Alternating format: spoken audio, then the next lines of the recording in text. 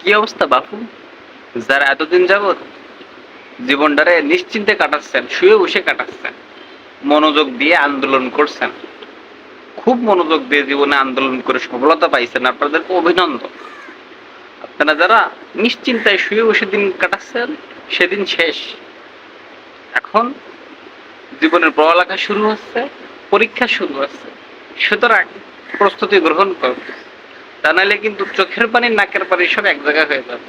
অত দ্রুত, অতি নিকটে পরীক্ষা চলে আসতেছে, পরীক্ষা শুরু হতে যাচ্ছে। সুতরাং এবারে জাগ্রত হন, উঠুন, আর ঘুমায় থাকবেন না। আপনার জীবনে পরীক্ষার আগমন করতেছে।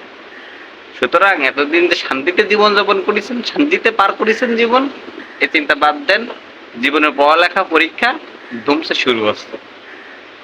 এইসব আউজারি শ্রেণীর কাজকাম বাদ দেন, বাদ দিয়ে জীবনটা সিরিয়াস হন। জীবনটা কি?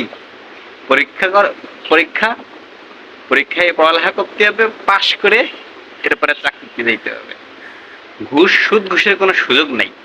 আপনি যে কি মামা চাচা খালা ধরে চাকরিতে ঢুকবেন, কোনো সুযোগ নাই। সুতরাং আপনাকে কি আপনার যোগ্যতা প্রমাণ করে চাকরি দিতে হবে। সুতরাং উঠুন, আপনি জাগ্রত হন, পড়ালেখা শুরু করেন এবং পরীক্ষা এবং পাশ করেন, তারপরে মাঠে নামেন। আপনাদেরকে আবারও অভিনন্দন।